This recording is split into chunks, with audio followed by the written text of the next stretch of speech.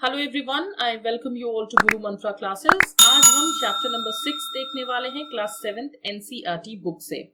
तो directly jump करते हैं चैप्टर में और देखते हैं क्या है इस चैप्टर में। तो सबसे पहले इसमें बात की गई है natural vegetation and wild life की। तो ये कुछ स्टोरी सी है, आप इसको पढ़ लेना, इसमें मैं ज्यादा टाइम वेस्ट नहीं करूंगी। मैं डायरेक्टली पॉइंट पे आती हूँ और बात करती हूँ कि अलग अलग तरीके से हमारा जो अर्थ है इस पे हमें फ्लोरा और फोना देखने को मिलता है। फ्लोरा फोना मतलब कि plant species and animal species, humans भी एग्जिस्ट करते हैं, अलग अलग varieties of plants and animals मिलते हैं, जिसकी वजह से यहाँ पे लाइफ सस्टेन करता है। लाइफ इसी प्लैनेट पे हमें देखने को मिलता है। अलग अलग वेजिटेशंस है, ठीक है, अलग अलग क्लाइमेटिक कंडीशंस है, वेजिटेशन है, कुछ नेचुरल वेजिटेशन है। तो ये सारी चीजें इस चैप्टर में दी हुई है। जो नेचुरल वेजिटेशन होता है इसके टाइप और थिकनेस अलग अलग जगह पे वेरी करती है, ठीक है। बहुत सारे फैक्टर्स होते हैं इसके कि नेचुरल वेजिटेशन हर जगह सेम क्यों नहीं हमें देखने को मिलती, इसका रीजन होता है, ठीक है। तो जो पहले नेचुरल वेजिटेशन है हम उसको क्लासिफाई करेंगे 3 ब्रॉड कैटेगरीज में। एक को हम कहेंगे फॉरेस्ट। फॉरेस्ट क्या होता है? जब टेम्परेचर और रेनफॉल बहुत ज्यादा अमाउंट में, प्लेंटीफुल अमाउंट में प्रेजेंट होता है, जो कि एक ट्री कवर को बनने में सपोर्ट करे, ठीक है। ऐसा ना हो कि एक्सट्रीम टेम्परेचर है और रेनफॉल है ही नहीं, एक्सट्रीम रेनफॉल है और टेम्परेचर 0 है ना। तो ऐसे कंडीशंस में वेजिटेशन कवर नहीं होता है, ऐसे कंडीशंस में फॉरेस्ट ग्रो नहीं होता है। फॉरेस्ट को ग्रो करने के लिए प्रॉपर टेम्परेचर और प्रॉपर रेनफॉल चाहिए होता है। दूसरा जो है वो आपका ग्रासलैंड कहलाएगा। ग्रासलैंड जो है आपका मॉडरेट रेन, यानी जहां पे मॉडरेट रेन होगा उन एरियाज में आपको बड़े बड़े ग्रासेस देखने को मिलेंगे। फिर तीसरा जो है वो है श्रब। श्रब में थॉर्नी श्रब्स और स्क्रब्स जो है, एक तो कांटेदार श्रब होगा और एक श्रब नॉर्मल छोटे वाले जो प्लांट होते हैं वो ग्रो करते हैं ड्राई रीजन्स में, ठीक है। तो ये आपका जो है वो डिवीजन है नेचुरल वेजिटेशन का। तो जो नेचुरल वेजिटेशन में चेंजेस होते हैं वो इसलिए होते हैं क्योंकि क्लाइमेटिक कंडीशंस चेंज हो जाती है, ठीक है। अलग अलग different types of natural vegetations हमने अभी देखा है। पूरे वर्ल्ड में अलग अलग नेचुरल वेजिटेशंस होते हैं और उनके अलग अलग कैरेक्टरिस्टिक फीचर्स भी होते हैं, और वहां पे अलग अलग वाइल्ड लाइफ भी इनहिबिट करती है, रहती है, ठीक है। तो सबसे पहले बात करेंगे फॉरेस्ट के टाइप्स की। तो सबसे पहला जो फॉरेस्ट टाइप है वो है ट्रॉपिकल एवरग्रीन फॉरेस्ट। नाम से ही पता चल रहा है ट्रॉपिकल, ट्रॉपिक्स पे होता है ये। एवरग्रीन यानी कि हमेशा ग्रीनरी होगी इस टाइप के फॉरेस्ट में, ठीक है। तो ट्रॉपिकल रेन फॉरेस्ट भी हम इनको कहते हैं क्योंकि यहाँ पे रेन जो है वो अबंडेंट होता है, अच्छे खासे मात्रा में रेन होता है, जिसकी वजह से पेड़ों को प्रॉपर रेनफॉल मिलता है, प्रॉपर टेम्परेचर मिलता है और यहाँ पे साल भर ग्रीनरी होती है, ठीक है। ये रीजन्स कौन सा है? ये आपका अर्थ है, ये आपका इक्वेटर है, ठीक है। मैंने आपको बताया था कि इक्वेटर पे डायरेक्ट सनलाइट आती है, तो किसी भी जगह पे जहां पे डायरेक्ट सनलाइट आएगी वहां पे रेट ऑफ इवापोरेशन जो होगा वो भी हाई होगा, और रेट ऑफ इवापोरेशन अगर हाई होगा तो उतना ही रेनफॉल भी होगा। जहां पे इवापोरेशन ज्यादा हो रहा है, सन की हीट ज्यादा आ रही है, वहां पे इवापोरेशन भी तो ज्यादा होगा। इवापोरेशन अगर ज्यादा होगा तो रेनफॉल भी ज्यादा होगा।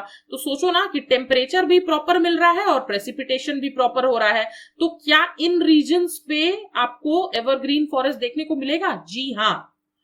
और ये रीजन्स जो है ये ट्रॉपिक्स से क्लोज है, इसलिए हम इसको ट्रॉपिकल एवरग्रीन फॉरेस्ट कहते हैं, ठीक है।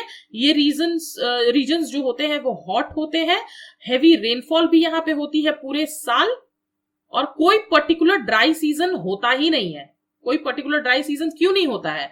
क्योंकि यहाँ पे सनलाइट भी प्रॉपर आ रही है पूरे साल भर इवापोरेशन भी हो रहा है और पूरे साल भर बारिश भी हो रही है, ठीक है। तो यहाँ पे कोई पर्टिकुलर ड्राई सीजन होता ही नहीं है। यहाँ की जो ट्रीज है वो एक साथ अपने पत्ते नहीं गिराती है, आराम आराम से अलग अलग टाइम पे अपने पत्ते गिराती है, जिससे पूरा फॉरेस्ट एक बार में बिल्कुल एक्सपोज नहीं हो जाता है, जैसे हम नॉर्मल ट्रीज में देखते हैं ऑटम्स के टाइम पे जो लीव्स पूरा गिरा देते हैं और उनमें सिर्फ और सिर्फ पेड़ की ब्रांचेस हमें देखने को मिलती है। तो ऐसा नहीं होता है इसमें, यहाँ पे जो पत्ते होते हैं ये सालों भर ग्रीन रहते हैं, जब भी टाइम आता है वो अपने पत्ते गिराते हैं और नए पत्ते ले आते हैं, बट कभी हमें पता नहीं चलेगा कि इस टाइम पे पत्ते खत्म हो चुके हैं। ठीक है, ये जो रीजन है ये इसी की वजह से हमेशा एवरग्रीन रहता है, पूरा फॉरेस्ट एवरग्रीन रहता है, हमेशा यहाँ पे ग्रीनरी मिलती है। और जो थिक कैनोपीज है, तो कैनोपीज का मतलब है कि ये देख रहे हो आप, इसके नीचे कुछ नहीं देख सकते हो। अगर आप ऊपर से देख रहे हो इस फॉरेस्ट को तो आप नीचे कुछ नहीं देख सकते हो, इसी को थिक कैनोपी कहते हैं। ठीक है, तो थिक कैनोपी जो है वो सनलाइट को एंटर नहीं करने देती है इस टाइप के फॉरेस्ट में। डे टाइम में भी आप देखो ना, अगर आप ऊपर से देख रहे हो तो आपको नीचे सनलाइट ज्यादा पेनिट्रेट करती हुई नहीं दिखेगी, क्योंकि इतनी थिक कैनोपी होती है इनकी कि सनलाइट पेनिट्रेट कर ही नहीं पाता डे टाइम में। ठीक है, और यहाँ पे पेड़ कैसे कैसे मिलते हैं, यहाँ पे रोजवुड मिलेगा, एबनी मिलेगा, महोगनी मिलेगा, ये सब कॉमन होता है। और ये बहुत ही टफ लकड़ी के ट्रीज होते हैं, मतलब इनका जो वुड होता है वो बहुत ही ज्यादा हार्ड होता है। आई होप आपको समझ में आया है। उसके बाद नेक्स्ट हम देखते हैं tropical deciduous forest. Tropical deciduous forest में क्या होता है, इनको मॉनसून फॉरेस्ट भी हम कहते हैं, और ये इंडिया के बहुत ही ज्यादा लार्ज पार्ट में इस टाइप के फॉरेस्ट हमें देखने को मिलते हैं। नॉर्दर्न ऑस्ट्रेलिया में भी मिलता है हमें देखने को, और सेंट्रल अमेरिका में भी देखने को मिलता है। ठीक है, ये रीजन्स जो होते हैं इनमें सीजनल चेंजेस होती हैं। एवरग्रीन में सीजनल चेंजेस नहीं होती है, यहाँ पे होती है। यहाँ पे एक पर्टिकुलर टाइम पे सारे पेड़ जो हैं वो अपने पत्ते शेड कर देते हैं। जैसे कि ड्राई सीजन है तो उनको पानी की कमी होगी, पानी की कमी होगी तो पत्ते तो पानी यूज करते हैं, तो पत्तों को ये शेड कर देंगे। ठीक है, फिर जब आपका मॉनसून आएगा, पानी अबेंडेंट होगा इनके पास, तब इनमें पत्ते वापस से आ जाते हैं। ठीक है, तो जब वाटर की कमी होगी तो सारे पत्ते एक साथ झड़ जाएंगे, और उसके बाद जब वाटर अबेंडेंट होगा तो यहाँ पे वापस से पत्ते आ जाएंगे। तो एक टाइम पे सारे पत्ते गिर जाते हैं, एक टाइम पे सारे पत्ते आ जाते हैं। ठीक है, ताकि पानी बर्बाद ना हो और ये वाटर को कंजर्व करके रख सके। इन फॉरेस्ट में भी हार्डवुड ट्रीज मिलती हैं, यानी कि इसकी जो वुड होती है वो हार्ड होती है। जैसे आप शीशम का एग्जांपल ले लो, नीम का ले लो, टीक का ले लो, साल ले लो, ये सब आपको ट्रॉपिकल डिसीडियस फॉरेस्ट में देखने को मिलेगा। हार्डवुड ट्रीज जो है वो एक्सट्रीमली यूजफुल होती है, क्योंकि हार्डवुड से हम फर्नीचर बनाते हैं, ट्रांसपोर्ट और कंस्ट्रक्शनल मटेरियल्स में इसको यूज करते हैं। ठीक है, यहाँ पे जानवर कैसे कैसे देखने को आपको मिलेंगे, टाइगर्स मिलेगा, लायन मिलेगा, एलिफेंट, लंगूर, मंकी, इस टाइप के जानवर आपको यहाँ इन रीजन्स में कॉमनली देखने को मिल जाएंगे। फिर बात करते हैं टेम्परेट एवरग्रीन फॉरेस्ट की। तो जो टेम्परेट एवरग्रीन फॉरेस्ट होता है ये मिड लैटिट्यूडनल एरियाज में हमें मिलता है। मिड लैटिट्यूडनल एरियाज क्या होता है, कोस्टल रीजन्स क्या होता है, ये आप मुझे कमेंट सेक्शन में बताओगे, क्योंकि ऑलरेडी मैंने बहुत सारे लेक्चर्स में इसको बता दिया है। तो ये जो है कॉन्टिनेंट्स के ईस्टर्न मार्जिन पे, सपोज करो ये कॉन्टिनेंट है तो ये जो होगा ये ईस्टर्न मार्जिन होगा आपका। ईस्टर्न मार्जिन में ये हमें देखने को मिलते हैं, जैसे कि साउथ ईस्ट यूएसए, अगर ये यूएसए है तो आपको उसके साउथ ईस्ट वाले एरिया में आपको टेम्परेट एवरग्रीन फॉरेस्ट मिलेगा। चाइना अगर ये है तो आपको साउथ चाइना में ये देखने को मिलेगा, और साउथ ईस्ट ब्राजील में भी आपको इस टाइप के ही फॉरेस्ट देखने को मिलेंगे। यहाँ पे हार्डवुड भी होता है, सॉफ्टवुड ट्रीज भी होता है, जैसे कि ओक ले लो, पाइन ले लो, यूकलिप्टस ले लो, ये सब आपके टेम्परेट एवरग्रीन फॉरेस्ट में आते हैं। फिर बात करेंगे टेम्परेट डेसिडियस फॉरेस्ट की। तो हम जैसे जैसे हायर लैटिट्यूड्स पे पहुंचते हैं, तो वहां पे टेम्परेट डेसिडियस फॉरेस्ट आपको देखने को मिलता है। जैसे कि नॉर्थ ईस्टर्न पार्ट हो गया यूएसए का, चाइना का, न्यूजीलैंड का, चिली का, और कोस्टल रीजन्स में भी मिलता है वेस्टर्न यूरोप के। ठीक है, ये अपने जो लीव्स हैं ये ड्राई सीजन में शेड कर देते हैं, और यहाँ पे कॉमन ट्रीज क्या होगा, ओक, एश, बीच, ये सारी चीजें। एनिमल्स कौन कौन से होंगे, डियर, फॉक्सेस, वुल्स, ठीक है। बर्ड्स जैसे कि फीजेंस, मोनल्स, ये सब आपको यहाँ पे मिलेगी। बहुत ज्यादा डिटेल में जाने की जरूरत नहीं, आपको एटलीस्ट बेसिक आइडिया होना चाहिए। फिर बात करते हैं मेडिटेरेनियन वेजिटेशन की। मेडिटेरेनियन रीजन क्या होता है आप मुझे कमेंट सेक्शन में बताओगे, ठीक है। तो मेडिटेरेनियन जो वेजिटेशन है, अब आपने पढ़ा है कि जो मोस्ट ऑफ द ईस्ट और नॉर्थ ईस्ट मार्जिन है कॉन्टिनेंट्स का, यानी कि ये वाला जो मार्जिन है और ये वाला जो ऐसे नॉर्थ ईस्ट वाला जो मार्जिन होता है वो टेम्परेट एवरग्रीन और डेसिडियस फॉरेस्ट से कवर्ड होता है, ठीक है। तो जो वेस्ट वाला रीजन होगा और साउथ वेस्ट वाला जो रीजन होगा, ये और ये वाला जो रीजन होगा, वो ये यहां पे ये जो कॉन्टिनेंट है यहां पे डिफरेंट होगा, ठीक है। तो दे हैव मेडिटेरेनियन वेजिटेशन, ठीक है। तो ये जो आपका एरिया है आपको मेडिटेरेनियन वेजिटेशन देखने को मिलेगा। कहां पे मोस्टली फाउंड होगा, मेडिटेरेनियन सी के पास, नाम ही से पता चल रहा है कि मेडिटेरेनियन वेजिटेशन है तो मेडिटेरेनियन सी के पास मिलेगा। यूरोप में, अफ्रीका में, एशिया में, इसलिए इसका नाम मेडिटेरेनियन वेजिटेशन है, ठीक है। मेडिटेरेनियन रीजन के आउटसाइड भी आपको इस टाइप का वेजिटेशन देखने को मिलेगा, जैसे कि California, USA, south west Africa, और इन सब जगहों पे south western south America and south west Australia. ध्यान रखने वाली बात है, 2-3 नाम आपको याद होने चाहिए।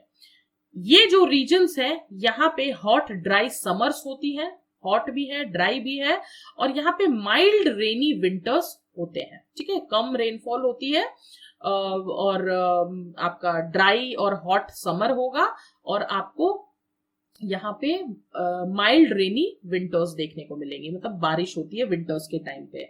सिट्रस फ्रूट्स आपको देखने को मिलेंगे, यानी खट्टे फ्रूट्स जितने भी होते हैं, जैसे कि ऑरेंज हो गया, ग्रेप्स हो गया, ये सब यहाँ पे कल्टीवेट किया जाता है, क्योंकि यहाँ पे लोगों ने नेचुरल वेजिटेशन को रिमूव कर दिया है ताकि वो कल्टीवेट कर सके अपने लैंड को। इसलिए अगर लोगों ने, अगर सोचो नेचुरल वेजिटेशन यानी फॉरेस्ट को हटा दिया है, बर्न कर दिया है या काट दिया है, तो उसकी वजह से यहाँ पे वाइल्ड लाइफ ज्यादा देखने को मिलती नहीं है, ठीक है। फिर बात करते हैं कॉनिफेरस फॉरेस्ट की। तो क्रिसमस ट्री आपको नहीं भूलना चाहिए। कॉनिफेरस फॉरेस्ट का जैसे ही नाम आता है, ये हमें हायर लैटिट्यूड्स पे मिलता है, यानी कि 50 से लेके 70 डिग्री नॉर्दर्न हेमिस्फेयर पे, और वहां पे स्पेक्टेक्युलर कॉनिफेरस फॉरेस्ट देखने को मिलता है, यानी कि जो ट्रीज का ऐसा कुछ बनावट या स्ट्रक्चर हो क्रिसमस ट्री की तरह, ठीक है। इसको ताइगा भी बोलते हैं हम लोग, ठीक है। ये फॉरेस्ट जो है ये हायर लैटिट्यूड्स में हमें देखने को मिलता है, और यहाँ पे trees which Salima found in the Himalayas in abundance. तो हिमालयाज वाले रीजन में ये सलीमा करके मिलता है हमें। ये बड़े बड़े टॉल होते हैं, सॉफ्ट इनकी लकड़ी होती है, और साल भर एवरग्रीन रहते हैं ये फॉरेस्ट, ठीक है। इनकी जो वुड्स है ये पल्प बनाने के काम आती है, यानी कि पेपर इंडस्ट्री में इनका बहुत ज्यादा काम है। सॉफ्ट वुड है तो सॉफ्ट वुड पेपर बनाने के काम आ सकता है, फर्नीचर तो बनेगा नहीं अब उससे, तो पेपर बनाने के काम आता है, न्यूज प्रिंट का काम करते हैं, मैच बॉक्सेस जो आप देखते हो उसके काम आता है, वो जो मैच स्टिक्स होती हैं, पैकिंग बॉक्सेस आपको देखने को मिलेगा, ठीक है। मैच बॉक्सेस, मैच स्टिक्स नहीं, मैच बॉक्सेस, ठीक है। सॉफ्टवुड, चर, पाइन, सिडार, ये सब कॉमन वेराइटी है इस टाइप के फॉरेस्ट में जो मिलता है ट्रीज। और जानवर कौन कौन से मिलेंगे, एनिमल्स हमें silver fox, mink, polar bear. आप पोलार बियर का भी नाम अगर ध्यान में रखते हो तो ठीक है, इट्स ओके, आपको नंबर मिल जाएंगे, ठीक है। तो ये सब चीजें हैं। फिर बात करते हैं ग्रासलैंड की। तो ग्रासलैंड क्या होता है, ट्रॉपिकल ग्रासलैंड, बड़े बड़े ग्रासेस, बिल्कुल एकदम बड़े बड़े साइज के ग्रासेस होते हैं।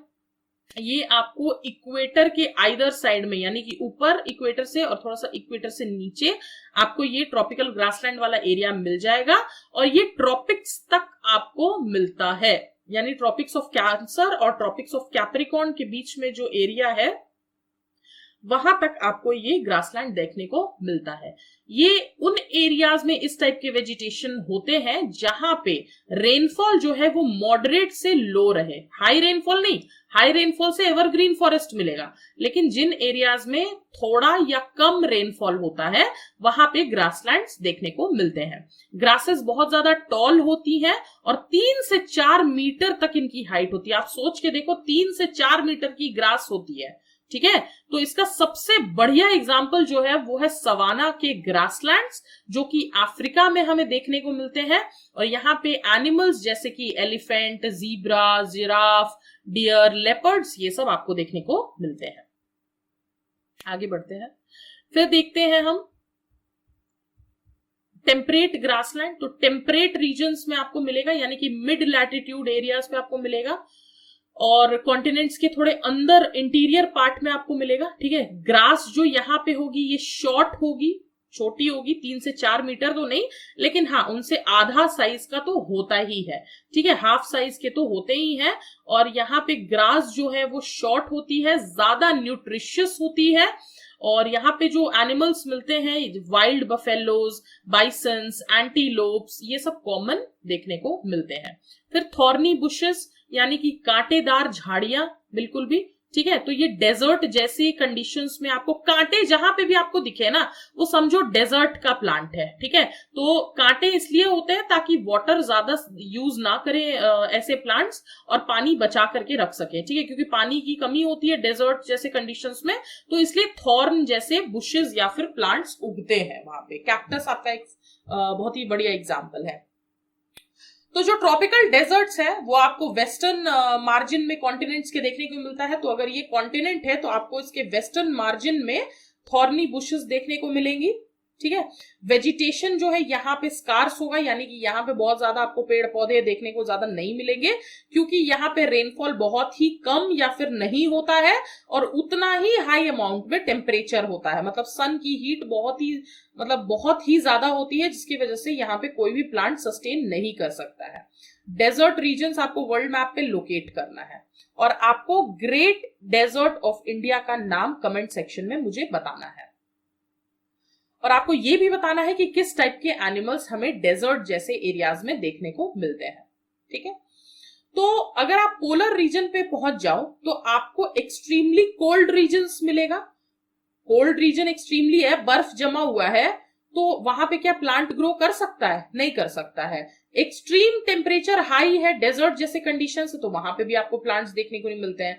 तो एक्सट्रीम क्लाइमेटिक कंडीशंस में कभी भी प्लांट का ग्रोथ हो ही नहीं सकता है। प्लांट ग्रो कहां करेंगे? जहां पे आपको टेम्परेचर भी प्रॉपर होगा और रेनफॉल भी, ठीक है। तो जो ठंडी एरियाज होते हैं वहां पे लिमिटेड आपको नेचुरल वेजिटेशन देखने को मिलेगा। यहाँ पे सिर्फ मॉसेस, लाइकन्स और छोटे छोटे श्रब्स मतलब दिखेंगे आपको। मॉसेस और लाइकन आप प्लीज गूगल पे जाके एक बार पिक्चर्स आप देख लेना, आपको समझ में आ जाएगा मैं किस चीज की बात कर रही हूँ, ठीक है। उसके बाद शॉर्ट समर जब आती है, ये एकदम ठंडे वाले रीजन्स में जब थोड़ी बहुत समर आती है, गर्मी आती है, तो तब यहाँ पे प्लांट्स वगैरह ग्रो करते हैं, और इसको हम टुंड्रा टाइप ऑफ वेजिटेशन कहते हैं। प्लीज ध्यान में रखना, टुंड्रा टाइप ऑफ वेजिटेशन कहते हैं। ये जो वेजिटेशन है ये areas of polar areas of Europe पे हमें मिलता है, यानी कि यूरोप में जो पोलर एरियाज है वहां पे मिलता है। एशिया में, नॉर्थ अमेरिका में, ये सब रीजन्स में हमें मिलता है। एनिमल्स के फर वाले मतलब थिक फर होंगे, क्यों? क्योंकि ठंडी से उनको बचाएगा। तो एनिमल्स के थिक फर होंगे, बहुत ही मोटी चमड़ी होगी, यानी कि थिक स्किन होगा, ताकि उनको कोल्ड क्लाइमेटिक कंडीशन से प्रोटेक्ट किया जा सके। ये नेचुरल है बिल्कुल भी, ठीक है। Seal, walruses, musk oxen, Arctic owl, polar bear and snow foxes are some of the example found. 2-3 नाम आपको ध्यान में रखने चाहिए, और बाकी अगर आप छोड़ना चाहो तो छोड़ सकते हो, ठीक है। ये फिर से अगेन एक छोटी सी स्टोरी है, आप इसको रीड कर लेना, और ये आपका चैप्टर यहाँ पे फिनिश होता है। आई होप आपको चैप्टर अच्छे से समझ में आया है। इसको आप क्वेश्चन आंसर्स को एज अ होमवर्क ट्रीट करो, और आप इसको सॉल्व करके कमेंट सेक्शन में मुझे डेफिनेटली पोस्ट करो। मैं इसको चेक करके और आपको डेफिनेटली इसके रिव्यूज शेयर कर दूंगी। तब तक के लिए stay tuned and for more tutorials please subscribe to Guru Mantra channel. और अगर आपको ये लेक्चर अच्छा लगा हो तो please hit the like button, अच्छा नहीं लगा हो तो आप डिसलाइक भी कर सकते हैं, और डिसलाइक करने का रीजन जरूर कमेंट सेक्शन में बताएं। अगर मेरी स्पीड थोड़ी ज्यादा है तो आप स्पीड को कम करके अपने YouTube पे सुन सकते हैं। मैं बहुत ज्यादा स्पीड अगर कम करूंगी अपनी तो लेक्चर का टाइम बढ़ जाएगा और फिर आप बोर होने लग जाओगे। तो मैं बिल्कुल मतलब एक ऐसे स्पीड पे बोलती हूँ कि आप इसको ज्यादा भी कर सकते हो और कम भी कर सकते हो, ये कंप्लीटली आपके अपने हाथ में है। तो thank you so much, keep motivating us, hit the like button and bye bye.